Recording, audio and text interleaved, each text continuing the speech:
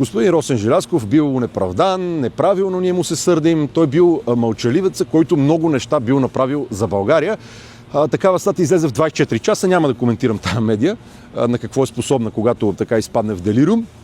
Обадиха ми се и други хора, които си взимат хубавите заплати в държавната администрация и така благоговеят пред господин Росен Желязков, който бил много благовъзпитан, умерен човек. Това между другото е вярно, но това не означава, че той не е и другото нещо, а именно слуга на своите господари. Маша в ръцете на хора, които въобще не ги е еня за България. Какво направи в своя кратък така престой на министерския престол господин Росен Желязков? Първо, много важно нещо, той демонтира свободната икономическа инициатива на българите, като в закона за еврото беше фиксирана възможност да може да си решава Министерски съвет какво? Цените. Има проблем с цените. Административно господин Росен Желязков може да ги промени. Забравяйки, разбира се, че тези цени са високи, защото Европейския съюз воюва с руснаците днеска, така е решил, с Близкия изток подпомага процеса по унищожаването на Близкия изток и енергоресурсите са мега скъпи. Прибавете към това и зелената сделка, към която господин Росен Желязков никога не е имал абсолютно никакви обструкции. Напротив, той като добър евроатлантик регулярно винаги се е кълнал в вярност на тази нова догма. Така. Второ нещо, което господин Росен Желязков направи и не направи, че той демонстрира едно изключително неуважение към частната собственост на българите.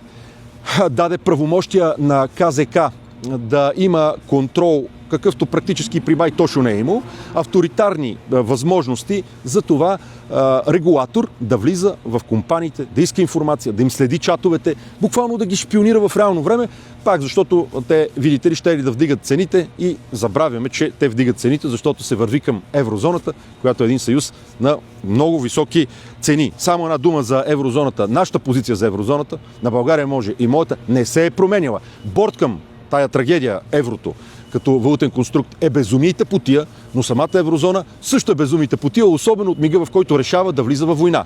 Решава да прави цифрово евро, за което вече имаме прецедент в Китай. В Китай хората, вече много млади хора там, лежат по улиците, защото практически социалният кредитен рейтинг, който дигиталният юан практически е инструмент, с който да им се наложи, им пречите да имат работа. Им пречи да могат да си купат хляб.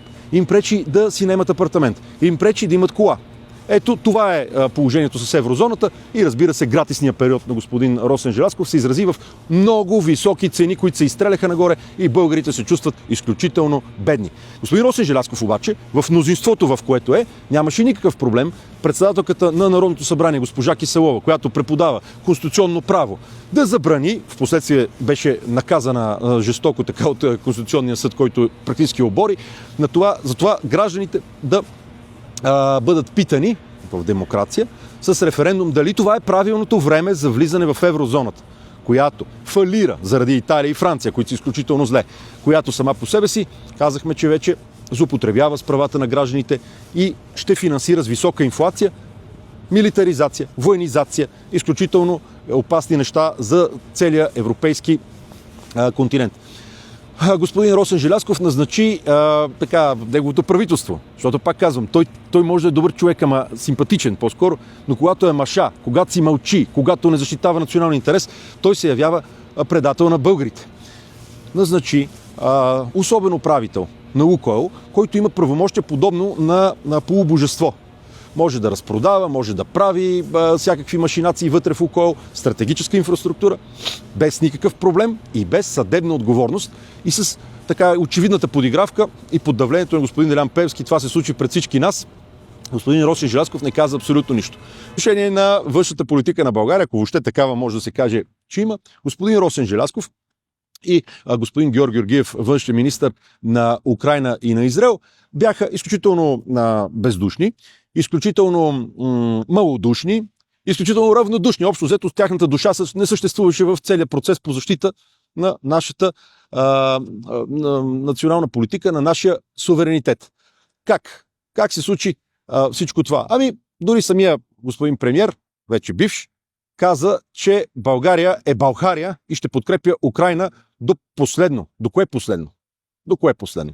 До последното на Украйна или до последното на България? Защото ако продължаваме да наливаме в този огън бензина, това, което ще стане, че ще се разпали, ще парне, така, ще палне и нашата черга и няма да е добре за никого.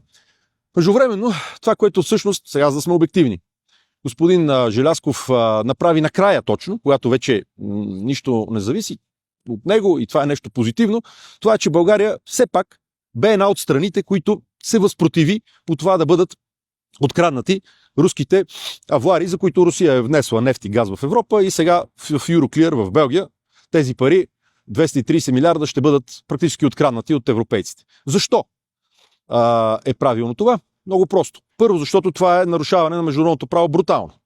Никакво доверие вече не може да има в еврото, в което влизаме. Когато европейците си взимат парите на всеки, с който не са в добри отношения, това е сигнал за целия останал свят. Второ, много важно и хубаво, че все пак накрая господин Желязков, когато сигурно толкова премазан от всичките лупинги, които е трябвало да прави, си дава сметка, че България ще трябва да плаща за това нещо и то милиарди. Видяхте гаранциите от милиард и 200 милиона, които се залагат, но става дума за едни искове от руската страна в едни тристранни споразумения между руснаците, Белгия и Люксембург, които са търговски, които отиват вече в порядъка наистина към 300 милиарда евро. Това означава, че Белгия ще фалира, няма да може да плати нищо. Затова и техния премиер е в амок и се кара с Европа и иска да съди Европейската комисия, но, разбира се, солидарно всички европейци, включително и България, която е бодър член на всички възможни съюзи, които вървят в някаква незнайна посока, ще трябва да вади милиарди и да налива. България няма пътища, България няма собствена армия, България няма детски болници, България се дебългаризира, става една пустош тук, която Турция се облизва да си я вземе и която практически сигурно и други държави от Близкия изток се замислят да не се преселят в нея. Толкова вече, нали, сме отворена и разградена такава свободна територия. Но България е готова да дава милиарди в кое? В една дупка, черна дупка финансова, каквато е Украйна. И когато европейското лидерство си затваря очите за мегакорупционния скандал, в който бяха уличени най-приближените авери на господин Зеленски, и когато Европа поощрява да се теглят дългове, за да се налива за оръжие и да се намаляват пенсиите на европейците, то редно е, между другото, и ние да се стреснем. Най-малкото, че ще ни извадят от празните джобове, ще ни ги обърнат с хастара нагоре и ще ни вземат накрая и пари, за да продължаваме това безобразие, както би казал господин Асен Василев.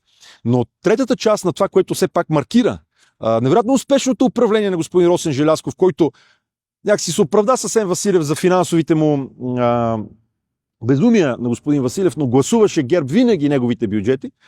Най-страшното е, че европейците, европейското лидерство, към което мнозинството на господин Желязков винаги се е придържало, евроатлантическото мнозинство, евроатлантическите ценности на Европа, няма такива ценности, има християнски ценности, няма евроатлантически ценности.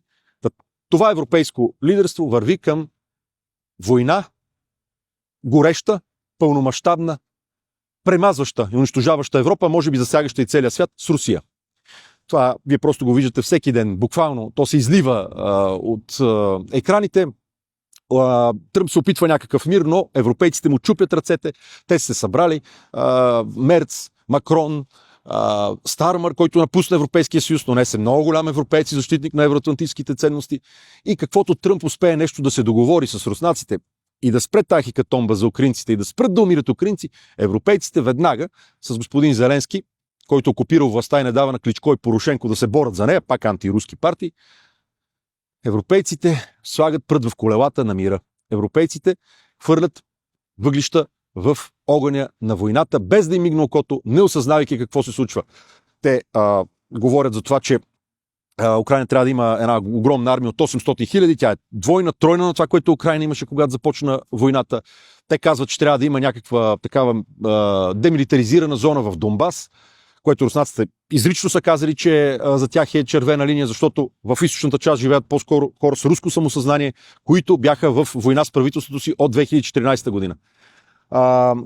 Говори се също така за евентуално отказ от влизането на Украйна в НАТО, но практически една коалиция натовска, която да влезе в Украйна, в която и ние най-вероятно ще участваме и по този начин да разпали още повече бурята на сблъсъка, защото това, разбира се, означава западни армии, западни оръжия, западни сателити и експерти да обстрелват в реално време Русия, което за руснаците какво значи? Че те ще кажат, ами що вие ни обстрелвате, нямаме вече абсолютно никакви спирачки ние да обстрелваме Европа. Това е Трета световна война. Хората, тя вече е Трета световна война, която се случва. В Украйна са и поляци, и французи, и британци, и американци, и всякакви. Техниката и технологията е на НАТО. Между другото, притеснителното е, че няма абсолютно никакъв здрав разум в целия процес, тъй като това, което виждаме е, че складовете на НАТО са изпразнени и за целта обедняла Европа ще тегли дългове, ще военизира изцяло икономиката си, ще контролира всичко. Надеждата в Европа каква е? На европейското лидерство. Да, Тръмп иска да отстрани. Ще го вкараме във войната. Да, може би тази война ще е опасна за нас, но тя няма да ескалира. Руснаците са слаби икономически, те няма да ни ударат. Тя ще е някъде войната в България, в Румъния, в Черно море. Провокациите в Черно море са постоянни. Вие виждате, Европа се радва на това нещо, но това, разбира се, е драматично най-вече за Украйна, защото тя ще остане без своя износ на Черно море. Одеса ще бъде откъсната най-вероятно от тях, защото в крайна сметка руснаците гледат на това като на стратегически ход. А войната, тя се пече. Онзи ден, ако слушате и руската страна, е много важно да следим какво се случва, защото има две страни в един конфликт и за да има мир, трябва да има диалог. Руснаците казаха, украинците са братски народ, това е хирургическа намеса, която с конкретни ракети, няма килимна бомбардировка със сигурност, както над Газа, но към европейците няма такива чувства. Европейците също говорят за това, че войната предстои.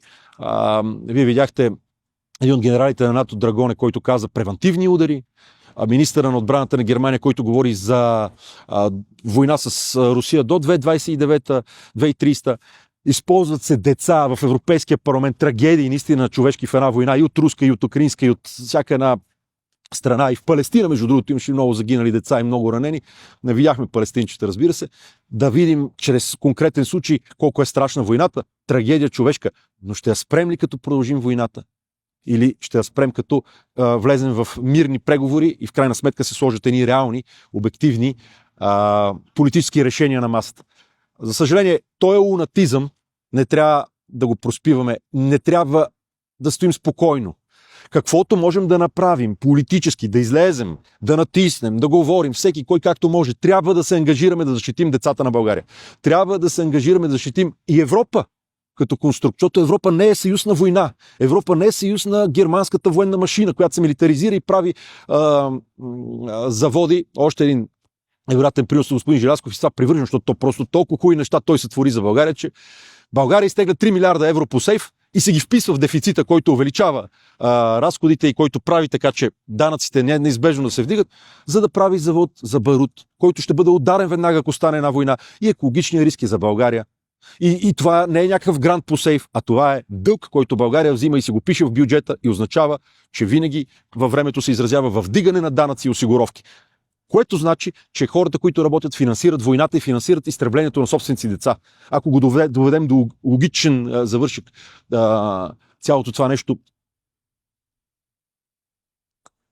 времето за действие сега няма никакво значение. Дали е Борисов, дали е Пеевски, дали са ППДБ, дали президента Радев, ако той няма яснота и визия какво трябва да направи, трябва да се съобразява с други политически фактори. Днес е времето да защитим България и ако проспиме, ето този момент, в който сега ние с вас си говориме тия сладки приказки и лаваджийстваме, както ме обвиняват мене, че с това разполагаме ние, нали, със словото си, в един момент ще леем горчиви сълзи, кървави сълзи за това, че може би ще се влезе в нещо много страшно, което окончателно ще означава край за България. Ако някоя страна ще пострада безвъзвратно, освен Украйна, която страда страшно много, това е България. Ние с това, което сме си причинили икономически, сами и демографски, една война и този народ наистина вече съвсем спокойно ще изчезне и ще се разбяга по света. Нещо, което ние няма да допуснем, доколкото по нашите сили е възможно. Нещо, което всеки един българин, всяка една партия трябва да се мобилизира, да спре и да работи, за да предотврати.